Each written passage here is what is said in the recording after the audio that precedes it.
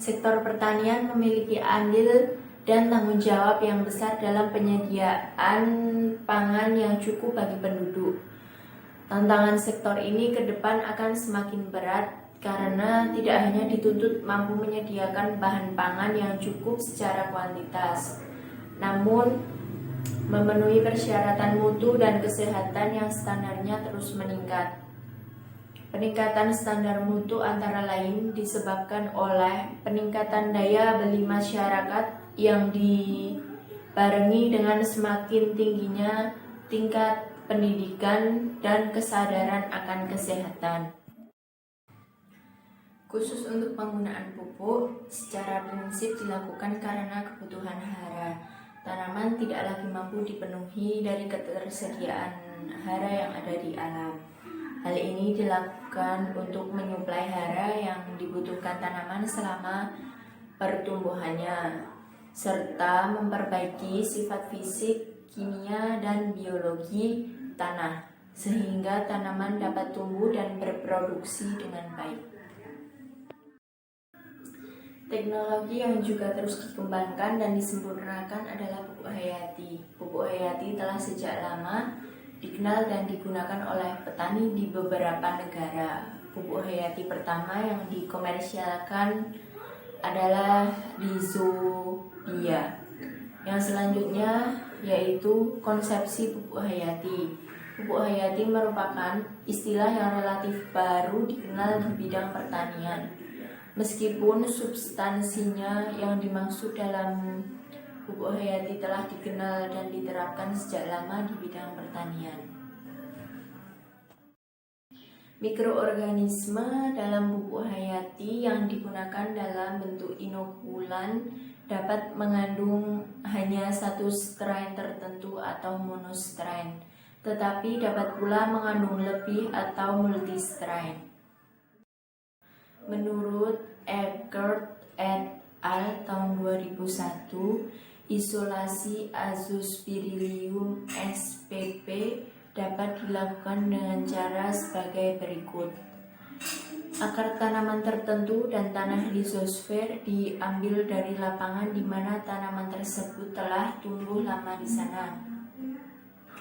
Akar-akar tanaman dicuci dengan air steril dan kemudian digerus dalam larutan sukrosa 4% dengan menggunakan mortar dan pastel.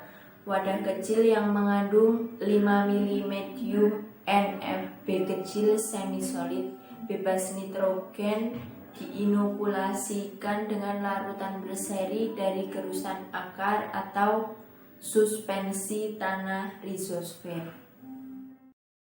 Komposisi medium NFB kecil adalah sebagai berikut.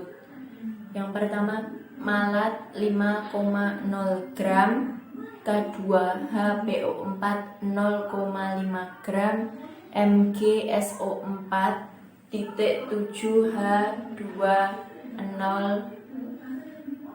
0,2 gram, NaCl 0,1 gram, CaCl 2.2H2 0,02 gram,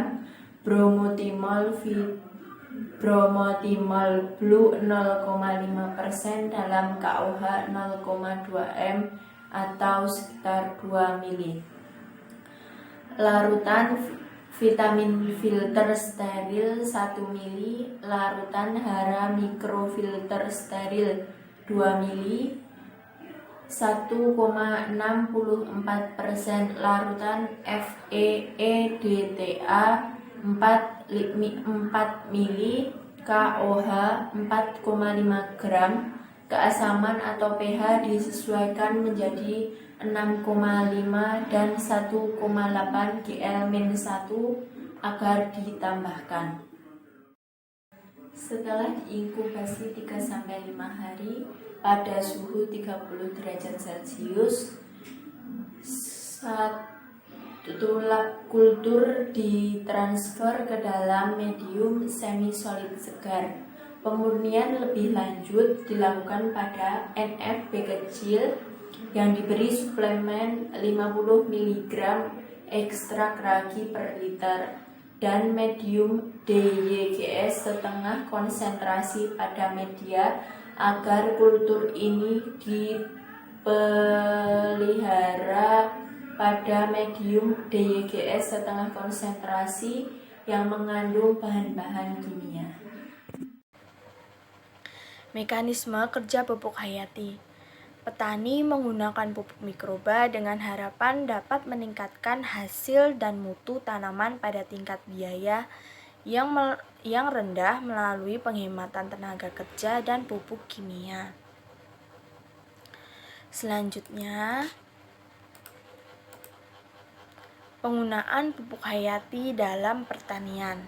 Pada prinsipnya, kesuburan tanah lokal merupakan kunci keberhasilan sistem pertanian, baik kesuburan fisik, kimia, maupun biologi.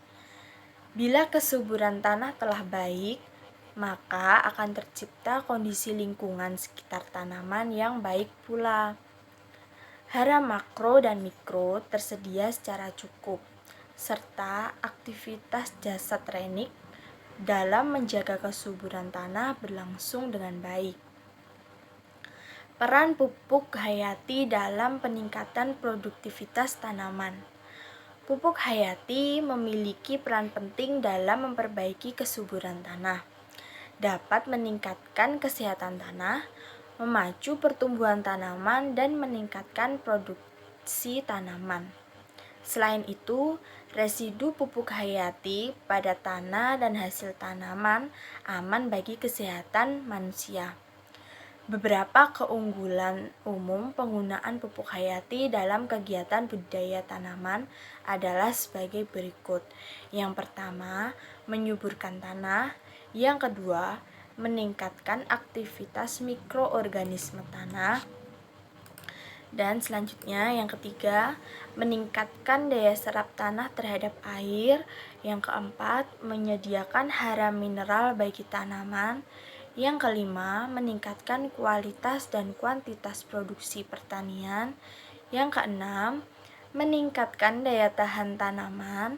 Yang ketujuh, menghasilkan produk sehat dan ramah lingkungan. Yang terakhir, yang kedelapan, yaitu menghemat biaya. Kesimpulan dari semua materi yaitu pupuk hayati memiliki peran penting dalam memperbaiki kesuburan tanah, dapat meningkatkan kesehatan tanah, memacu pertumbuhan tanaman, dan meningkatkan produksi. Residu pupuk hayati pada tanah dan hasil tanaman aman bagi kesehatan manusia.